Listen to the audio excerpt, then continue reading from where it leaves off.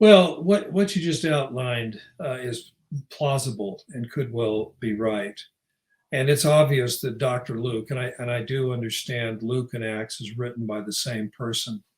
Mm-hmm. And I stick with the traditional authorship claims for the four gospels simply because there is no dispute about them. You don't have two, three, four different authors suggested for the third gospel. You don't have two or three people suggested for the first gospel. When you think about, the book of Hebrews is anonymous, and you have three or four suggestions by the end of the second century as to who wrote it.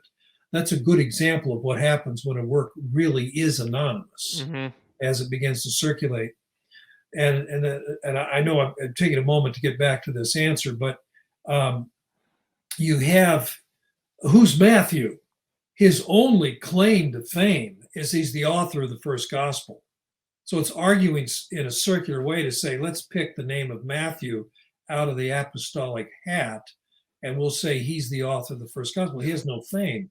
I mean, how does being a former tax collector play? It doesn't. Mm-hmm. And why would anyone pick the name of Mark out of the hat? If Mark has no connection to Peter, if, what Papias says is not true, and you really don't know who wrote the second gospel, why link it to Mark at all? His reputation isn't so hot. And as Papias says, he isn't an eyewitness. So you choose a non-eyewitness, the runaway, the guy who quit on Barnabas and Paul. How does that help? That doesn't help. And then Luke, he's not an eyewitness, may not even be Jewish. He might be, but maybe he's a proselyte. And because he happens to be connected to Paul, well, so is Silas. So are several other people. Timothy, there's a long list connected to Paul. What makes Luke, the beloved physician, so special? And so when you combine those observations, especially for the synoptics, you have three unknown people, really, only one of whom is an apostle, and he's not especially known.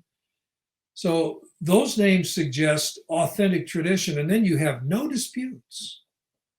There are no alternate names. We don't have to choose in the tradition.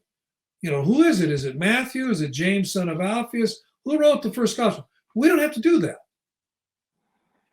So I think the tradition, I think there's a heavy burden on people who make the claim, and I don't agree with it. The idea, the Gospels originally circulated anonymously. That is not true.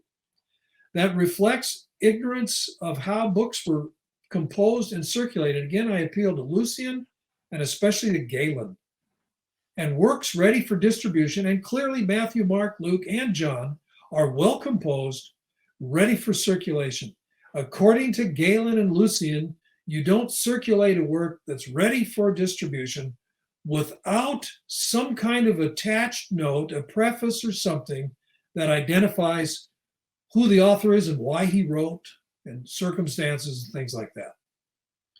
So to me, that all fits together. So to come back to your question, I accept the authentic or the traditional claim that Luke is the author of Luke Acts. This makes the work much earlier than some of these proposals that, it's written in the 80s or 90s, or even in the second century. No.